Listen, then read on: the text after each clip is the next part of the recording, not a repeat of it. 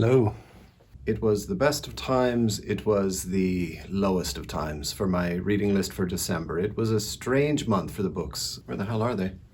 So starting off, this book, Józef Szkworecki, The Cowards. There you go. This was a bit of a holdover from November. In November, I was reading a lot of books from the World War II area. It's about the small town in Czechoslovakia. Currently is occupied by the German army, but Germany has lost the war. They are retreating from Russia. The villagers in this small town are wondering what happens next. Should they create a military to fight against the Germans, to kick them out? They're worried about the Germans fortifying themselves and making a strong point to fight against the Russian army who's chasing them back across the European plains, and what will happen to these people in Czechoslovakia when the Russians arrive. Like, that all sounds quite good to me. And when I see one of these old black penguins, I always think that that's something of quite substantial weight. And I checked my lists and I could not find this book anywhere. So what did I think to myself? Did I think, well, maybe it's not a very good book, or maybe, in fact, you've discovered something that has been overlooked by absolutely everyone else? Well, of course, I thought the second thing. I thought, I've found a hidden gem and I'm going to be able to tell everyone about it. And I was completely mistaken. This book is very mediocre. The war stuff, Germany,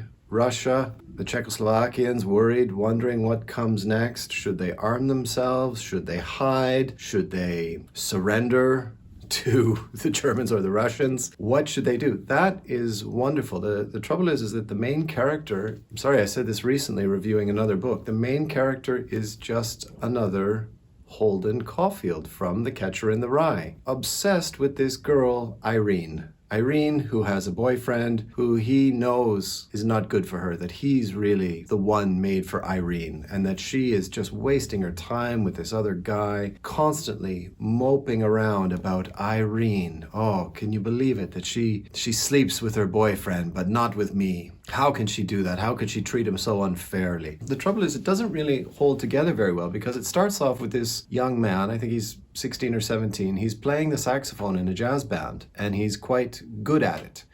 And he's thinking to himself that one day he's going to move to the capital, he's going to go to Prague, he's going to be in a jazz band, he's going to have all the girls in Prague that he wants, and he's not going to care about Irene. The good part of the book, the military action, what they have to do, but it's just constantly this stupid, miserable teenager moping around. It's awful. Because there's so many things happening. There are these partisans who are trying to sabotage the Germans, and these Czechoslovakian people, they don't know whose side they are on. That is amazing. That's what I wanted from this book. I did not want some dopey teenager just constantly going on and on and on about Irene. I can't really recommend this to anybody. There are better books to read. After all of those World War II books, I said, come on, let's have a nice, easy, light one, something with some humor, some comedy.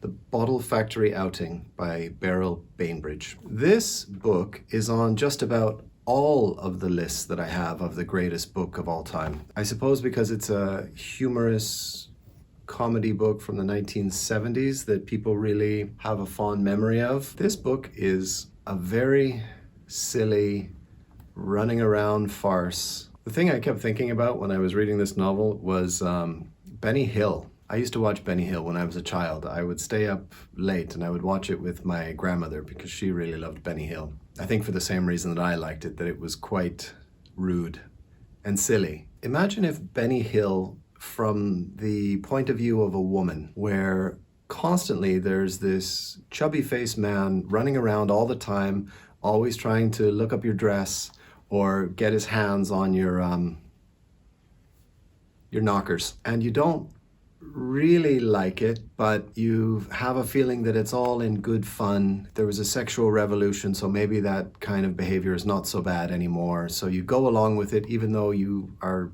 pretty sure you don't like it too much. I think this book, it had its day, and it's a bit hard to read it now. I don't say that about a lot of books. I always try to go back and to put myself in the era as best I can. You know, the 1970s, it was such a, like the silly side of the 1970s was very silly. It was okay for me because I read a lot of heavy books in November, but it's goofy and I don't like goofy. So where do we go after goofy?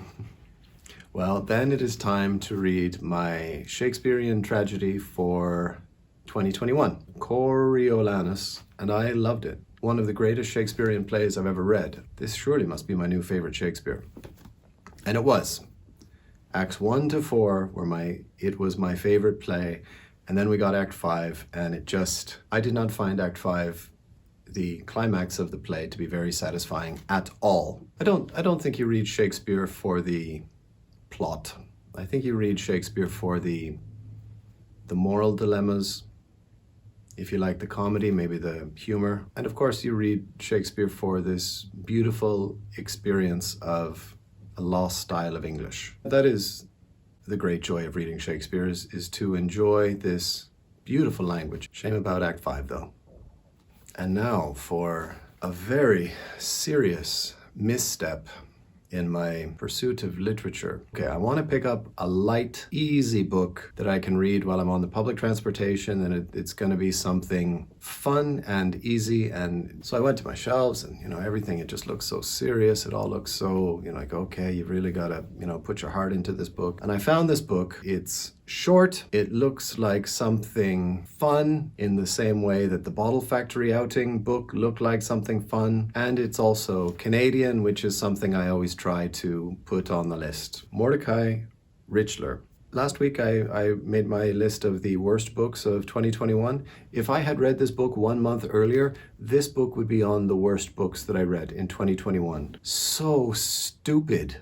It is unbearably foolish. There's so much wrong with this book. And the number one thing that's wrong with this book is that it is not funny, because it wants to be funny. It desperately wants to be funny, and it really isn't. You can have a book where the main character, from beginning to end, just gets the shit kicked out of him all around. His wife abuses him, his children talk down to him intellectually, he goes to work, everybody laughs at him, and he's always making a mistake, he drinks too much, he says the wrong thing. You can have a book like that, but it has to be funny. Like it has to be enjoyable to read. It can't just always be mean and malicious, like horrible. I was reading some reviews. People are saying, oh, it's a satire. Well, but still, a satire should have some humor, or it should cast a light on something. A very mean-spirited kind of depravity, like an exercise, like, oh, how can I make the next chapter more horrible? How can I make this person's life experience more awful? I don't even feel that it's a good sense of satire. This is one of the worst books I've ever read. It offends me more because it's from a Canadian author, and I think that's a little bit strong, but like when I finished reading this book, the first thing I thought to myself was, in the future, when I tell people about Canadian authors, when I talk about Morley Callahan, Margaret Lawrence, Alice Munro, Timothy Finlay, Wei Sun Choi, when I give you those Canadian authors' names, not mention Mordecai Richler ever again, because this book really is shameful. I finished reading the Mordecai Richler something like 8:30, 9 o'clock at night, and I put it down, and I was so pissed off that I wanted to pick up a good book, wash that horrible taste out of my mouth. And so I picked up this book that I ordered for Christmas. I started reading it, and I couldn't stop. I don't think I stopped until about 1 or 2 in the morning. The Drinker, Hans Fallada. I don't know how this book came to my attention. I think Karl Ove Knausgaard, when he's writing his autobiography, My Struggle, because it's his life, he does often drop in the names of other authors and books to read. And I'm not going to tell you anything about this book, because this book is going to be what I'm going to review next week. Sorry if that seems a bit unfair, but it's okay. I mean, it's a compilation video. I know I've been making quite a lot of compilation videos recently, but it's the end of the year. Best of the year, worst of the year, books that I want to read 2022, and now the December wrap-up. I know that's quite a lot of compilations, and that's not what this YouTube channel is really about. It's about book reviews, and this is the book review for next week. So Oh, come on, you could wait 6 days. I'll make you a deal. I'll try to record this video and get it all edited as quickly as possible, and I'll put it on Patreon. And for the very low price of $3 a month, that's not a lot of money. You can check the video out sooner than what I'm going to put it on YouTube, okay? And I'll just say that this book saved December for me. The Cowards, mediocre. Bottle Factory Outing, too silly for me. Coriolanus, loved it, loved it, loved it. Somehow I find it hard to say that I love Shakespeare as much as I love modern literature. Don't know why. Cocksure, fucking worst in the world. But The Drinker by Hans Fallada, this saved December for me. Although it's hard read, it's not a happy tale. Okay, so I hope you enjoyed that. That's my December recap. Grant from Grant Loves Books. My name is Grant, and I made a YouTube channel called Grant Loves Books. I've got some news that I will tell you in January about something that's happening in my life. Not bad news, though. It's good news. It's just that it's not going to be an easy ride. I'll tell you that. Like, share, subscribe, all that good stuff. Go out and encourage all your friends to subscribe to the channel. I need 1,000 subscribers. All right? Okay. Thank you very much. Have a great day. Take care.